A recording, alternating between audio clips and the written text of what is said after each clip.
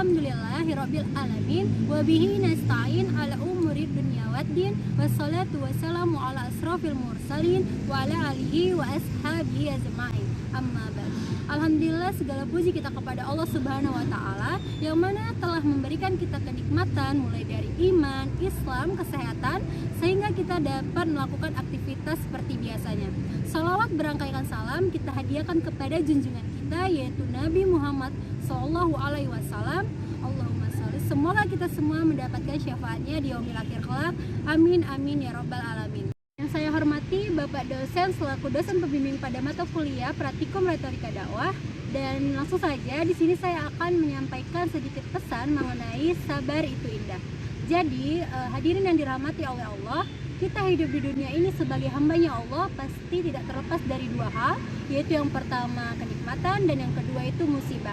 Sebagaimana Allah selalu memberikan kita kenikmatan, tapi tidak akan mungkin terlepas dari yang namanya musibah yang berupa kesusahan dan kesedihan.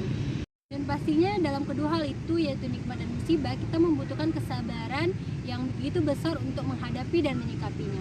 Jadi hadirin yang dirahmati oleh Allah, bersabar diri ini itu merupakan ciri-ciri orang yang menghadapi kesulitan dengan lapang dada, kemauan yang keras, serta ketabahan yang besar. Walau kita sebagai hambanya Allah yang penuh kehilapan, mungkin juga kita penuh dosa ini tak akan mampu melakukan kesabaran itu dalam kehidupan sehari-hari. Tapi hadirin yang dirahmati oleh Allah, jika kita mampu melakukannya, pasti akan indah hasilnya. Oleh karena itu, Imam Ibnu Qayyim al-Jauziyah menyampaikan sabar dalam menuntut ilmu, sabar dalam menghafalkan ilmu, dan sabar dalam menyampaikan ilmu adalah jihad fisabilillah. Maka dari sini kita bisa mengetahui bahwa sabar bukanlah kelemahan, justru sabar adalah kekuatan. Sabar bukan kelesuan, tetapi adalah gairah hidup. Sabar bukanlah kecengengan, tetapi adalah ketegaran. Sabar bukanlah pesimis, tetapi optimis. Dan sabar bukanlah dia membisu, tetapi dia adalah pantang menyerah. Dan orang sabar bukan sekedar yang tidak menangis ketika mendapatkan musibah, dan bukan pula sekedar tidak mengeluh ketika tertimpa kesulitan.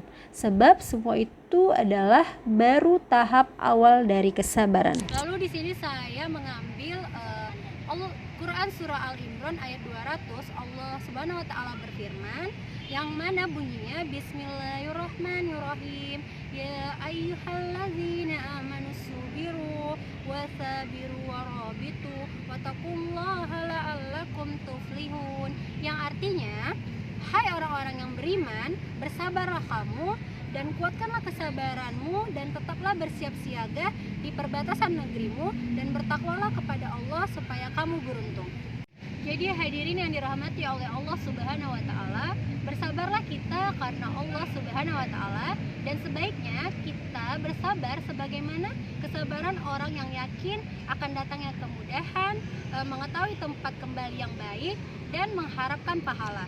Jadi seberapapun besar permasalahan yang kita hadapi, tetaplah bersabar karena kemenangan itu sesungguhnya akan datang bersama dengan kesabaran. Lalu jalan keluar datang bersama kesulitan, dan dalam setiap kesulitan itu pasti akan adanya kemudahan. Hadirin yang dirahmati oleh Allah, di sini saya akan menyampaikan satu hal lagi mengenai sabar itu indah, yang mana di balik sabar ini pasti akan adanya kemenangan. Kenapa para hadirin? Karena itu adalah janjinya Allah Subhanahu wa taala kepada hamba-hambanya yang bersabar. Dan janjinya ini pasti adalah kebenaran, pasti benar. Janji Allah Subhanahu wa taala kepada hambanya yang bersabar pasti benar.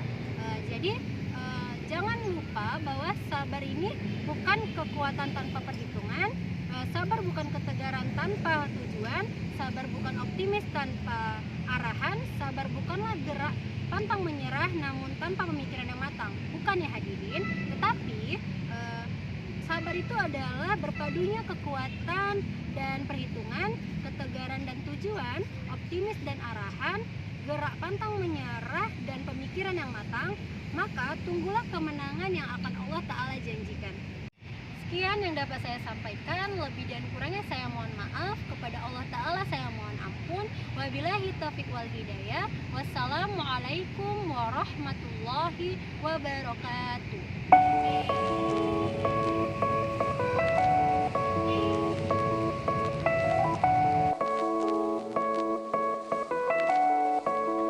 1, 2,